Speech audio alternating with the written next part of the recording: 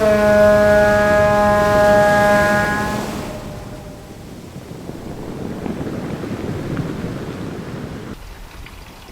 Vinny from Shelter Cove Marina. This is an orientation of your new SeaFox center console. In this video, I will go over the essential functions and key features you'll need to know out on the water. This will cover all of the SeaFox center consoles, even though the layout might differ between models, the functions are all going to be the same. So let's get started.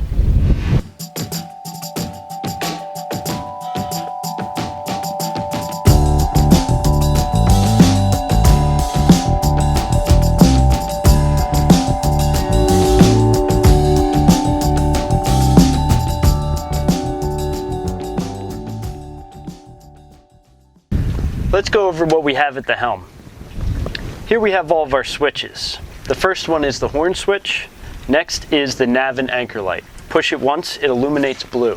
That'll give you the red and green up front and the white anchor light up on top. Push it again, it illuminates red. That'll give you your anchor light up on top only. Next is your bilge pump manual switch. Your bilge pump is fully automatic even when the battery switch is off. This is a manual backup just in case that switch fails.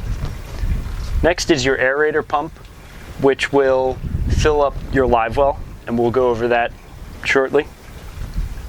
Next is the washdown pump. You can turn this on, hook up your hose, it'll pressurize the raw water system, and you can use it as needed. Same with the freshwater. You also have a hose in the back, and you can turn this on, it'll pressurize, shut off, and you can use it as needed, also with the sink down in the center console. Your courtesy and mood lights are the lighting around the deck. This also has two positions which will illuminate different lights. Underwater lights, if equipped, will be lights that go off of the transom. Two accessory switches for add-ons at a later date. Also here we have trim tabs. These are only to level the boat.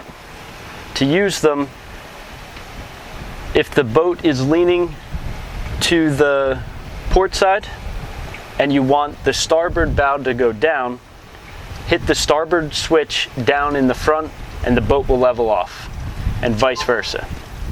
If the boat is not acting properly and you want to return the tabs to the normal position, just hold both switches down for about 5 to 8 seconds and it'll fully retract the trim tabs and you'll start over. You also have your stereo that will go into further detail, your GPS up here, your Yamaha key and lanyard, and the tilt wheel, which you push the tab on the bottom and it'll adjust the steering wheel to your like.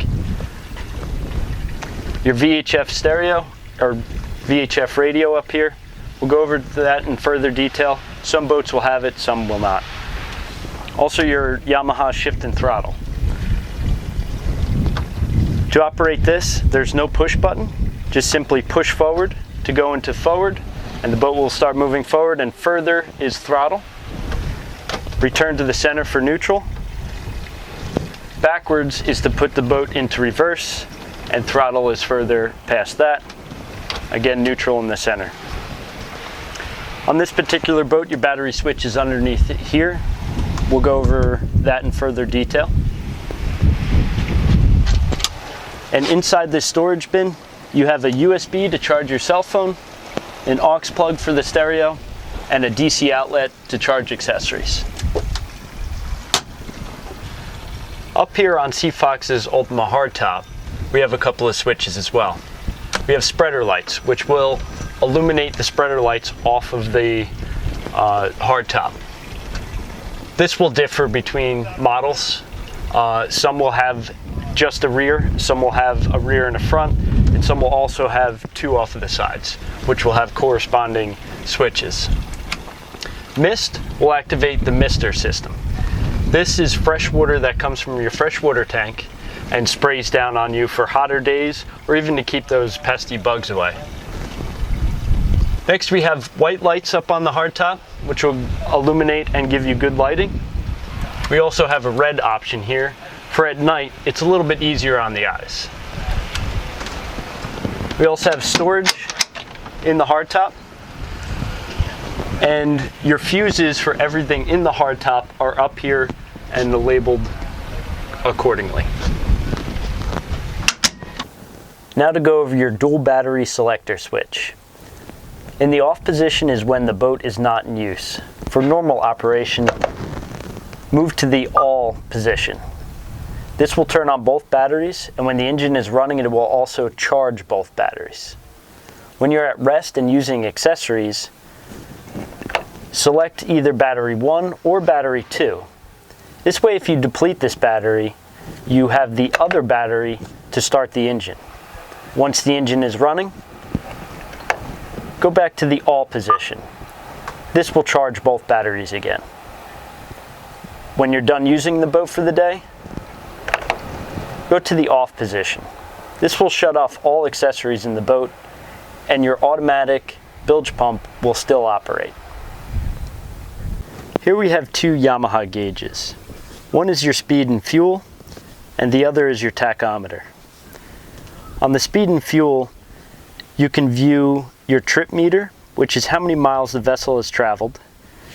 To reset it, hit set and mode simultaneously for 2 seconds.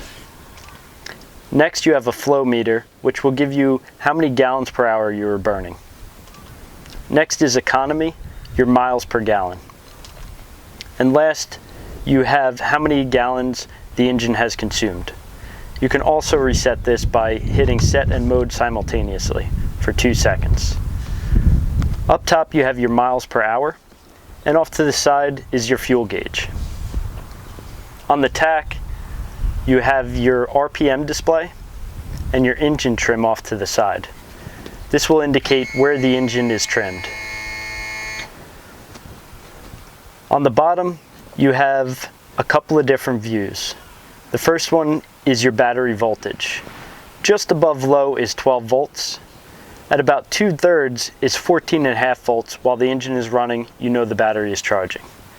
If you hit mode, next will be displayed your engine hours. Hit mode again for your oil pressure. This will be all the way at low when the engine is not running, and about 2/3 when the engine is running. Depending on RPM, it will vary. And last, you have your engine temperature. This should stay somewhere right around the middle. If it goes all the way to high and the engine alarm sounds, your engine is overheating. Now to go over the Garmin unit. I'm going to go over a few key features, but you'll get great resource for further information on Garmin's website, and they also have video tutorials. Here you will find your charts. Go to the navigation chart.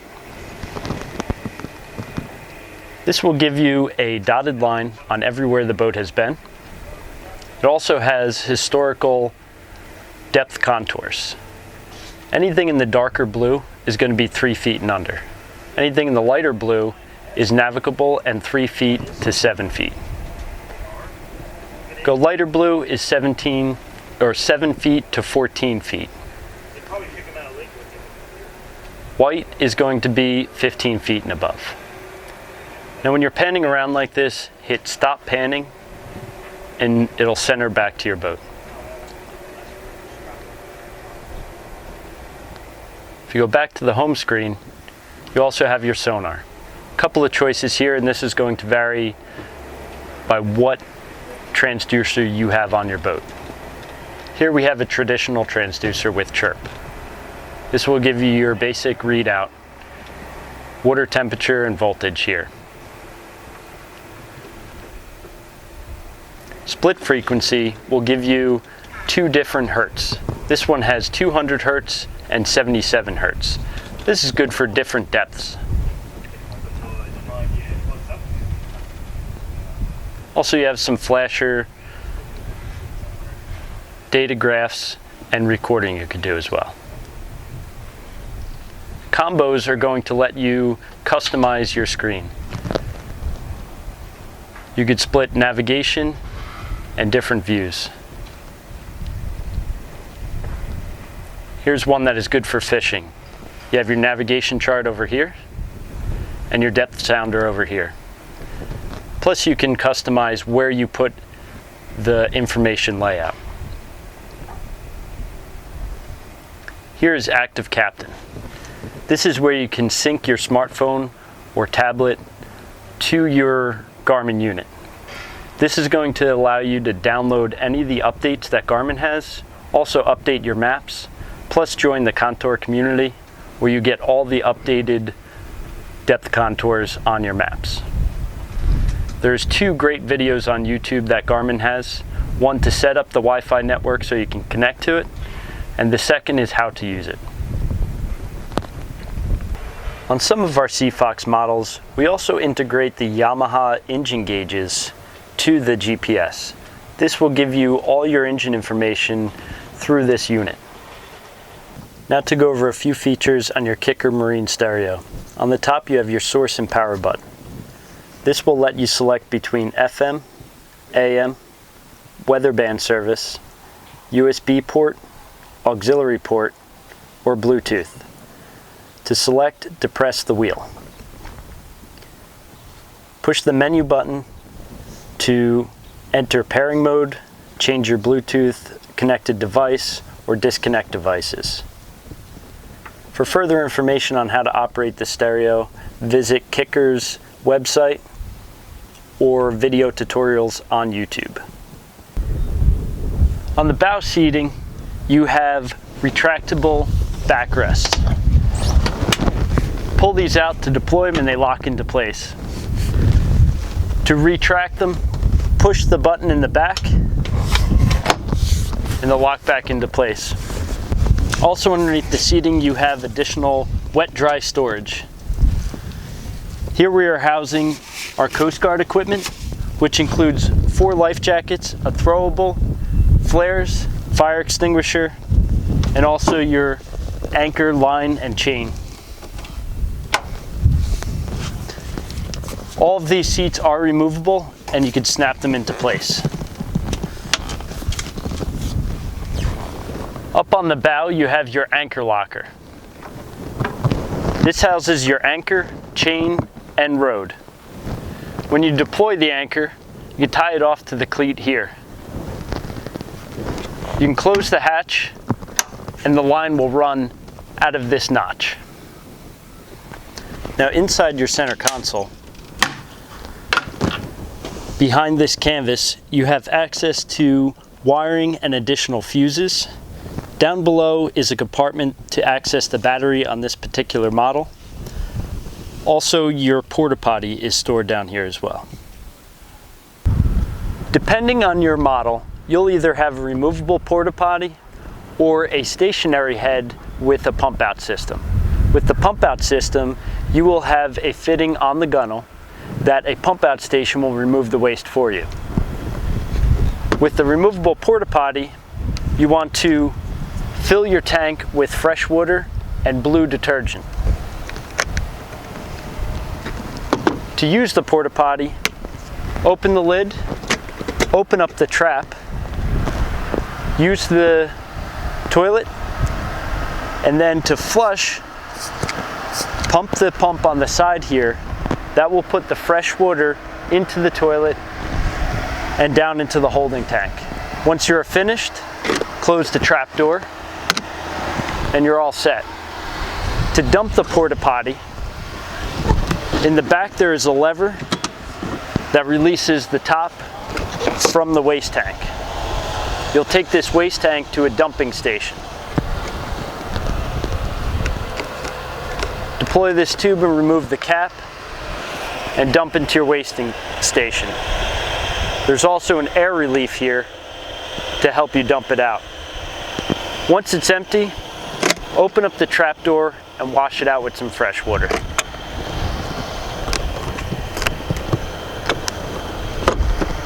Then reassemble your porta potty. Make sure the front is latched in and push down on the back, and you're all set. And to go over your pressurized live well system. Pressurized live well will completely fill up and pressurize so the water doesn't slosh around and beat up the bait while traveling. Activate your live well switch at the helm and open up the valve to start the water flow. Close the drain at the bottom to fill up the tank. It will exit out of this valve here. To meter the pressure, you can adjust the fitting here to allow a certain amount of water to leave the live well. Also, you can meter the input water to adjust the pressure as well. To drain the live well, open up the valve at the bottom and the live well will fully drain out.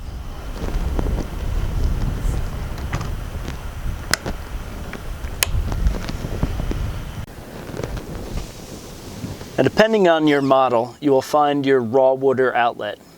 To operate this, activate the switch at the helm and it will pressurize your system. You can hook a hose up to this fitting and use it as needed. Here on the transom is your fresh water fitting. On this particular model, it's enclosed inside of this cap.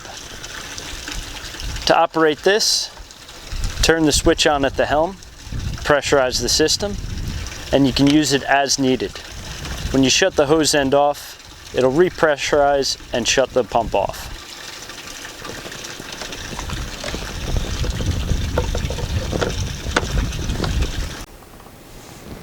The access panel in the splash well houses your 2 bilge pumps and your aerator pump. Down there is your float switch for your primary bilge pump. Next to it's your secondary bilge pump with a water activated switch 6 inches higher than normal. This will activate if a lot of water is coming into the bilge. Over here is your aerator pump. There is a seacock handle that will shut this water supply off if one of these hoses fail. On the aft of the vessel is your telescoping stainless steel swim ladder. After use, make sure you wash this off with fresh water and oil it occasionally. When you're finished for the day, you want to flush out your engine with fresh water.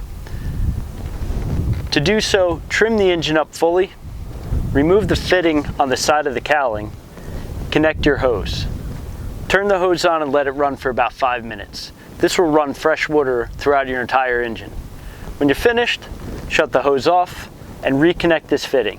Make sure the seal is in place and the fitting is tight. If this fitting is not on, the engine will overheat.